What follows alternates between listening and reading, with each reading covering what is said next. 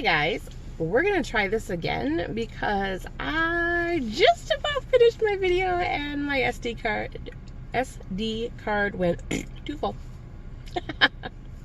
So I made it all the way to my son's school and I could finally go through and delete some stuff. Anyway, I'm at my son's school.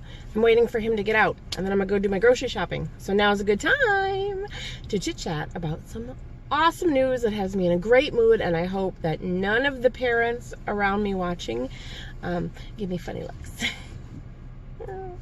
Anyway, I have been going to my doctor for the last couple of months dealing with this whole skin infection and crap, and it's been ridiculous. And I was there again yesterday. I've finally got it resolved, by the way.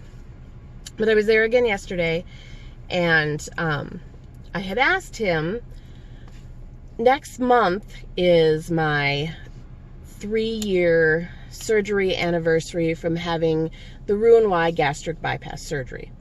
And every year I'm supposed to have blood work done to check vitamin levels, fasting glucose, and cholesterol, that kind of stuff. And I was going to wait until next month to ask him to do it because then I would officially be 3 years out. But I thought, heck, I'm here. I'll ask him now, see what he says. And he said he was fine doing it. You know, after 2 years, you're kind of released to your regular doctor and they can do the testing for you so you don't have to go see the endocrinologist and nutritionist and all that unless you feel like you really need to go talk to them about something. And I just don't. So I asked him yesterday if he would do the blood work for me, and he said sure. I got most of it done yesterday, but I wasn't fasting, so I had to come back again this morning and do the fasting glucose and everything. So two folks, one in each arm, lucky me. Anyway, I got all the results back. Everything looks really good. Fasting glucose was great. My vitamin levels are all great. My B12 was high, which is weird.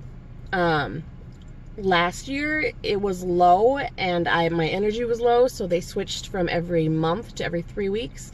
So now I don't know if maybe my body is just utilizing the B12 better and I maybe don't need to take it every 3 weeks and maybe I should go back to once a month. I don't know. The doctor will let me know what he thinks about that. But everything else looked really good. Like I said, fasting glucose was great. The thing that made me so happy and makes me feel so good right now is my cholesterol. My cholesterol was never like super duper scary bad before, but it wasn't great. I was right on the verge of needing cholesterol medication when I had the gastric bypass. Last year at my 2-year blood work, my cholesterol was good, but it was still like borderline. Like it was in the good range, but just barely. And my good cholesterol, which I think is the HDL, I believe, was better than it had been, but again was still on the low level of what they would like it to be. And they said that the only way to raise that good cholesterol is by exercise. You can't take a pill, you can't eat a certain food, you can't drink a certain drink, you can't pray yourself to better cholesterol. You genuinely have to put in the hard work and do the exercise and move your body. And if you do that, the number goes up. If you sit on your butt like a lump, like I did all of my 20s and 30, most of my 30s, that number goes down. And my number was pretty low when I had surgery. So the more work you do, the more you put in, it shows. And you can like see this concrete piece of information that says, yes, this person did exercise and work and move their body and do the work they needed to do to get this number up. So when I saw my levels today and saw that that number had almost doubled since last year, 11 months ago, it had almost doubled. Cannot tell you how freaking good that feels. That's amazing. I put in all this hard work and it shows, and I have the test results to go, look, see? I'm not a lump. I'm still fat, but I'm not a lump. There's somebody coming right now. They're walking by me. So anyway, I think the biggest part of my cholesterol not only being good, but being better than it was a year ago. And all of my levels are better than they were a year ago.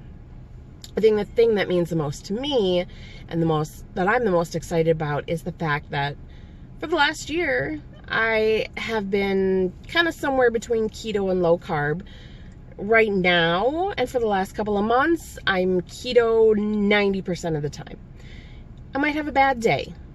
I might not be feeling well. I might have whatever reason it is that on that day, I need to go up to 50 carbs instead of 20.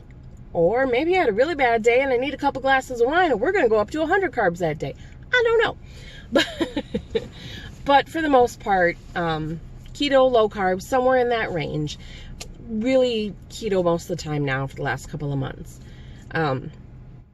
But there are a lot of naysayers out there. There's a lot of keto haters who are going to say bad things and who are going to say, you know, you did all this work to get healthy and now you're going to destroy all this work by being keto, because keto is high fat, moderate protein, low carb. Everybody thinks you need carbs to survive. You don't. You just don't. You don't. Because I am doing bariatric keto, my protein is a little higher than some people. So it's more of a moderate fat, moderate protein, low carb type situation because I need my protein to be higher because of the surgery. So, you know, when you mess with your macros, then that naturally brings the fat down a little bit, but it is still higher fat than most people would. Definitely more fat than my nutritionist would like. She would not like how much fat I eat. No. But yeah, everybody always says, you know, high fat. And a lot of us grew up being told that high fat will make you fat. Low fat will make you skinny. Now, we're all smarter and know better now that that is not the case. And there's someone walking by again. We know that that's not the case anymore. And we know that low-fat products are usually full of sugar and full of carbs and are not always the better choice. But convincing people who have been taught that all of their lives that maybe they were wrong and maybe that's not the right idea is not always easy. So yeah, I've had people tell me I'm doing horrible things to my body and I'm destroying it. I'm going to have a heart attack. I'm going to be so sick. But then people said that about gastric bypass too. And here I am 3 years later, the healthiest and the thinnest I've ever been. So just keep showing them up, I guess. So yeah, my point is, I'm just super happy to have that physical proof. Again, I have these test results. You cannot deny my test results. You cannot look at that and say, you're unhealthy. The tests say otherwise. All the tests I took are good.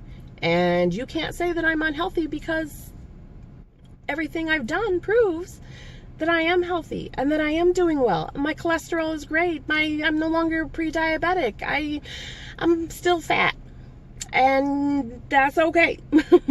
Maybe I'm not at my goal. Maybe I'm not where I want to be at yet. But I know that my body is healthy. And I know that I am so much better off than I was 3 years ago. Also, my husband had his cholesterol checked because he's going to be 40 here in a couple of months. And he just wanted to kind of do a quick rundown and make sure he was doing okay. He's lost 1/3 of his body weight by being on keto for the last 2 years. His cholesterol is stellar. He's doing great too. You can't tell me that the last 2 years and all of the weight he has lost is killing him. Not being keto was killing him. He's great. I'm great. It just feels good to be able to say that.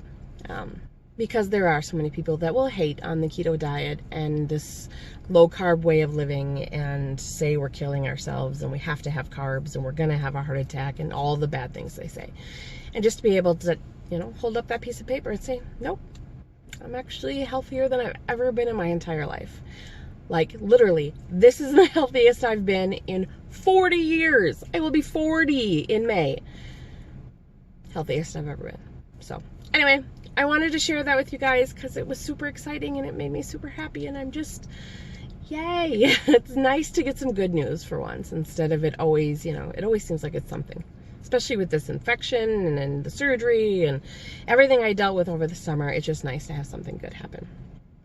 And it's my favorite month. It's October. It's Halloween all month long in my house. So I'm just happy in general. Anyway, as always, thank you for watching. Please feel free to like, subscribe, share, and yeah, that's it. Do you like Halloween? Do you like October? I wish it was October all year round. I don't even want Christmas. I'll just stay in October. Thanks for watching, guys. Ready? Boo!